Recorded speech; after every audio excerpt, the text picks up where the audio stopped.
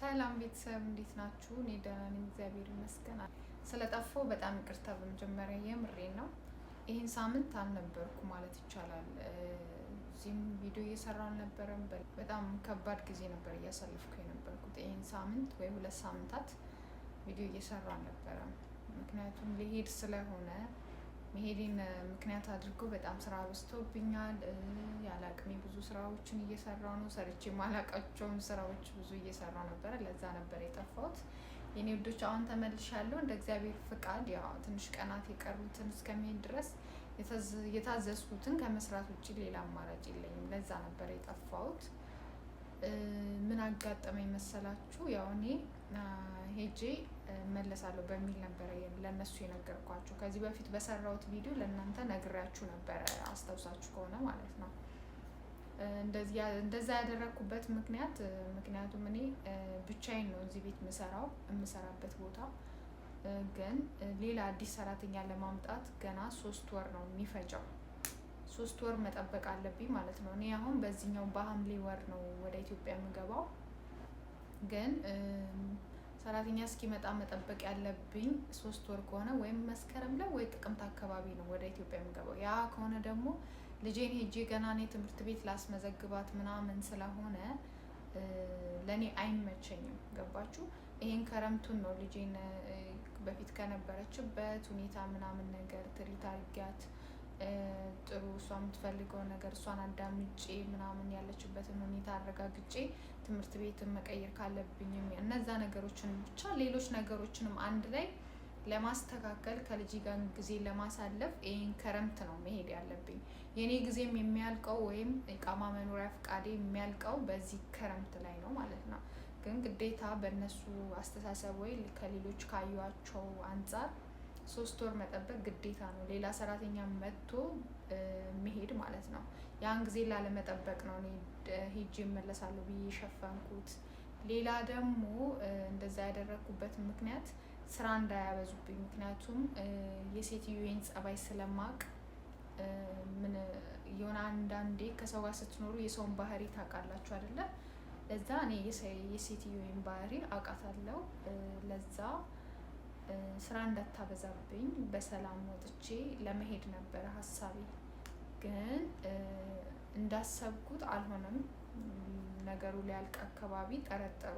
የጠረጠሩበት ምክንያት ላለማስነቃት ብዙ ጥሪ ነበረ። ግን አጠቃላይ ያለኝን ልብስ ሰብስቤ በመውጣቴ ይሁን ሌላ ነገር አላውቅም በምን እንደጠረጠሩ። ወይም ምናልባት እኔ ቲክታክ ስሰራ አንዳንዴ ቪዲዮ ላይ አወራለሁ።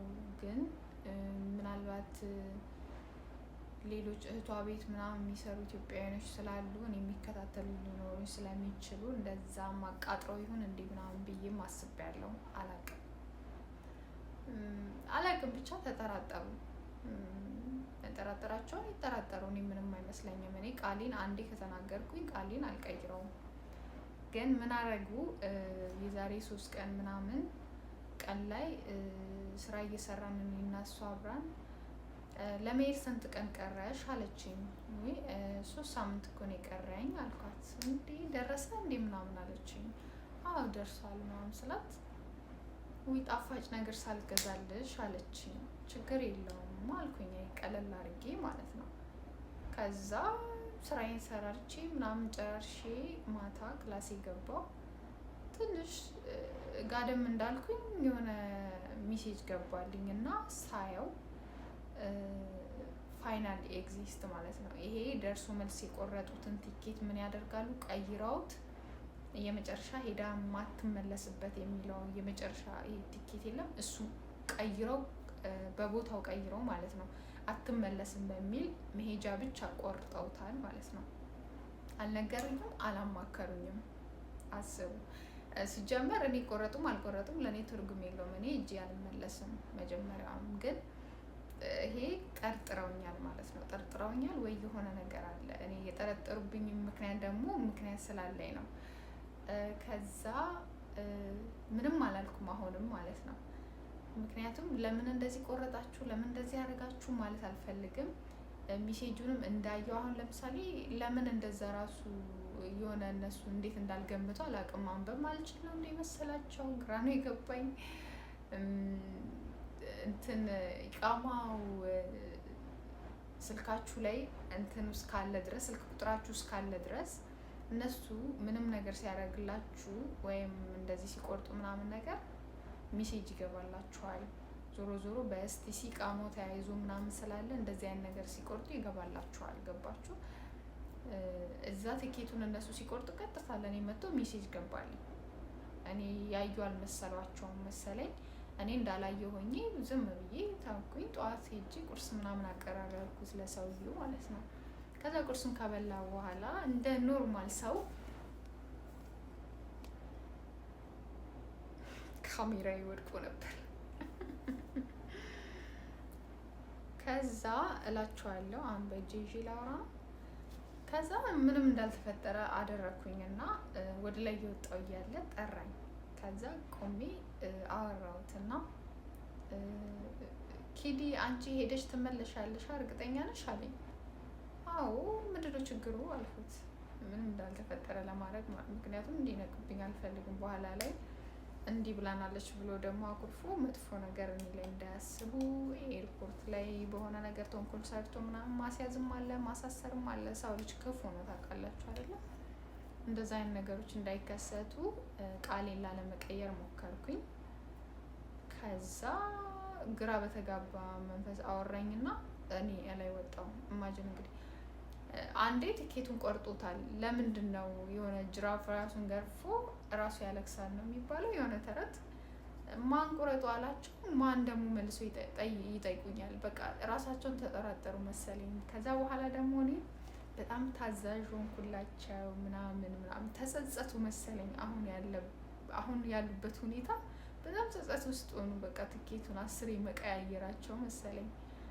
እና ትላንትና ዛሬ ሴትዮ ለኔ በጣም ጥሩ ሰው እየሆነችልኝ ነው ማለት ተጸጽተው ማለት ነው። እኔ ሀሳቤ እንዳልቀየርኩኝ መልሼ ስነግረው ተገርሞ ነበረ ሰውዬው እንትን ያለኝና ሴትዮዋም ከትላንትና ጀምሮ ጸባዩ ዛሬ ትላንትም ጥሩ ነበረ እና እላችኋለሁ። ትንሽ ቀን ነው የቀረኝ። እግዚአብሔር በሰላም ከዚህ ሀገር እንዲያስወጣኝ ጸሎቴ ነው። ከልጄ ጋር በሰላም እግዚአብሔር ያገናኘኝ። ያም ሆነ እኔ እንዳሰብኩት ሆኖልኛል። ምክንያቱም ጊዜን ጠብቄ እንዲሄድ እቺን 3 ወር እንዳልቀጣ ምናምን ስራው ቢበዛብኝ ችግር የለውም ያልፋል፣ ምንም ማለት አይደለም። የስራው ችግር የለውም። ግን 3 ወሯን ላለመጠበቅ ያደረግኩት ነገር ተሳክቶልኛል እላችሁ ፈልጌ ነው እና ደስ ብሎኛል። አሁን ከሳምንታት በኋላ ኢትዮጵያ ገባለሁ።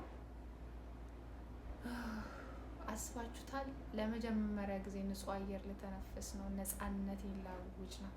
እንደ እግዚአብሔር ፍቃድ አምላኬ በሰላም ከዚህ አስነስቶኝ በሰላም ወደ ሀገር ያስገባኝ። ከእናንተ ጋርም በሰፊው ቪዲዮ ለመስራት ያብቃኝ። አሚን። እና ወዳችኋለሁ። አመሰግናለሁ። እንደዚህ የመጣው ቪዲዮ ሰራለሁ። እንግዲህ የኔ ቤተሰብ ያልሆናችሁ ሰብስክራይብ ያላደረጋችሁኝ ሰብስክራይብ አድርጉ። እሺ የኔ ውዶች፣ የኔ ቤተሰቦች ደግሞ አመሰግናለሁ እስካሁን ቪዲዮን ስለተከታተላችሁኝ። ወዳችኋለሁ። ባይ